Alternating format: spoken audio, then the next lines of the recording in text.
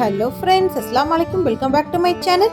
இன்றைக்கி நம்மளோட சேனலில் ஒரு அட்டகாசமான சுவையில் கேரளா பீஃப் ரோஸ்ட் எப்படி செய்யலாம்னு சொல்லிட்டு இந்த வீடியோவில் பார்க்கலாம். இதே மாதிரி செஞ்சு பாருங்கள், அவ்வளோ சூப்பராக இருக்கும். இப்போ வாங்க எப்படி செய்யலாம்னு சொல்லிட்டு வீடியோக்குள்ளே போகலாம்.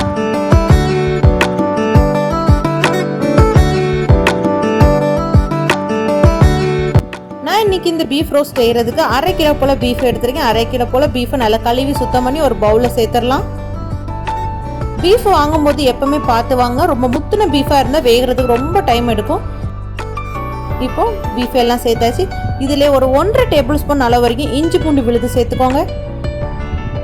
ஒரு 1/2 டேபிள் ஸ்பூன் அளவு வரைக்கும் கரம் மசாலா சேர்த்துக்கோங்க. ஒரு 1/4 டீஸ்பூன் அளவு மஞ்சத்தூள், 1 டேபிள் ஸ்பூன் ஃபுல்லாக பெருஞ்சீரகத்தூள் சேர்த்துக்கோங்க. அதே அளவு 1 டேபிள் ஸ்பூன் அளவு மல்லித்தூள் சேர்த்துக்கோங்க. 1 டேபிள் ஸ்பூன் அளவு காஷ்மீரி சில்லி சேர்த்துக்கோங்க. இப்போ இதுக்கு தேவையான அளவு உப்பு சேர்த்துடலாம். நான் ஒரு 3/4 டேபிள் ஸ்பூன் அளவு வரைக்கும் சேர்த்துக்கிறேன். இதில் ஒரு 2 டேபிள் ஸ்பூன் அளவு வரைக்கும் கோகோனட் ஆயில் சேர்த்துக்கோங்க. சேர்த்துட்டு நல்லா மிக்ஸ் பண்ணி விட்டுக்கோங்க. மசாலா பீஃபில் எல்லா இடம் படம் மாதிரி நல்லா மிக்ஸ் பண்ணி விட்டுக்கோங்க.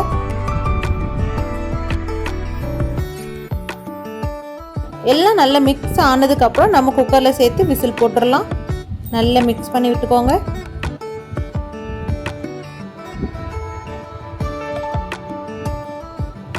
இப்போ மசாலா எல்லாம் சேர்த்து நல்லா மிக்ஸ் பண்ணி எடுத்தாச்சு பாருங்கள். இனி இதை ஒரு குக்கரில் சேர்த்துடலாம்.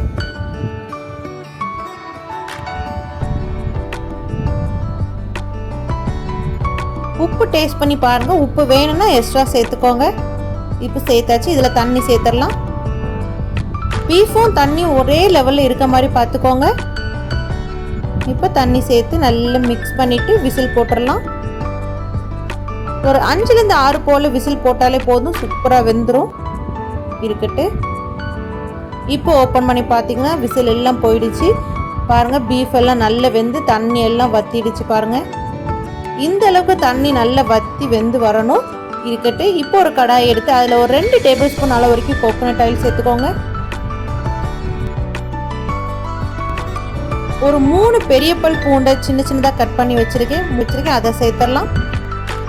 அது கூடவே ஒரு 2 கொத்து போல் கருவேப்பிலை சேர்த்துக்கோங்க. கருவேப்பிலை கொஞ்சம் எக்ஸ்ட்ராவாக சேர்த்தா நல்லாயிருக்கும். அதனால கருவேப்பிலை எக்ஸ்ட்ரா சேர்த்து நல்லா வசக்கி விட்டுக்கோங்க. இதில் ஒரு மீடியம் சைஸ் வெங்காயத்தை நீல வாக்கில் கட் பண்ணி வச்சுருக்கேன். அதையும் சேர்த்துடலாம். சேர்த்துட்டு நல்லா வசக்கி விட்டுக்கோங்க. வெங்காயம் நல்லா வசங்கி வரணும். அப்போ தான் நம்மளோட ரெசிபி நல்ல டேஸ்ட்டாக இருக்கும். நல்ல கலர் சேஞ்ச் ஆகி கோல்டு ப்ரௌன் கலர் வர வரைக்கும் நல்லா வசக்கி விட்டுக்கோங்க. இப்போ பாருங்கள், வெங்காயம் எல்லாம் நல்ல கலர் சேஞ்ச் ஆகி நல்லா வசங்கிருச்சு பாருங்கள். இப்போ இந்த டைமில் நம்ம தக்காளி சேர்க்கலாம். நான் ஒரு சின்ன சைஸ் தக்காளி சின்னதாக கட் பண்ணி வச்சுருக்கேன். அதை சேர்த்துடலாம். சேர்த்துட்டு நல்லா வசக்கி விட்டுக்கோங்க. தக்காளி ரொம்ப வசங்கணும் இல்லை, ஓரளவு வசங்கி இருந்தாலே போதும். வெங்காயம்லாம் நல்லா வசங்கினதுக்கு அப்புறம் நீங்கள் தக்காளி சேர்த்துக்கோங்க. தக்காளி ஃபஸ்ட்டே சேர்த்துக்கிட்டிங்கன்னா வெங்காயம் நல்லா வசங்காது. இப்போ தக்காளி எல்லாம் சேர்த்து நல்லா வசங்கியாச்சு. இப்போ குக்கரில் இருக்க மசாலா எல்லாத்தையும் இதில் சேர்த்துடலாம். இது ரொம்ப ஈஸியான ரெசிபி. கண்டிப்பாக இதே மாதிரி ரெசிபி உங்கள் வீட்டில் நீங்கள் ட்ரை பண்ணி பாருங்கள், அவ்வளோ சூப்பராக இருக்கும். இது இட்லி, தோசை, சப்பாத்தி, புரோட்டா, இடியாப்பம் எல்லாத்துக்கும் ஒரு அட்டகாசமான காம்பினேஷனாக இருக்கும். அதுவும் ஸ்பெசிஃபிக்காக புரோட்டா கூட சாப்பிடும்போது அவ்வளோ சூப்பராக இருக்கும். இப்போ எல்லாத்தையும் சேர்த்து நல்லா வசக்கி விட்டுக்கோங்க.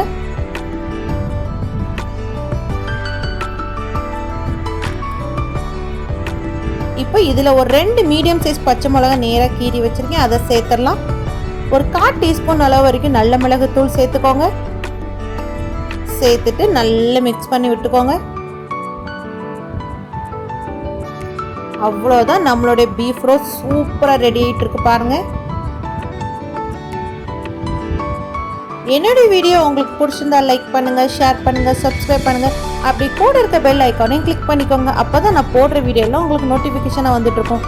பாருங்கள் நம்மளோட பீஃப் ரோஸ்ட் எவ்வளோ சூப்பராக இருக்குன்னு.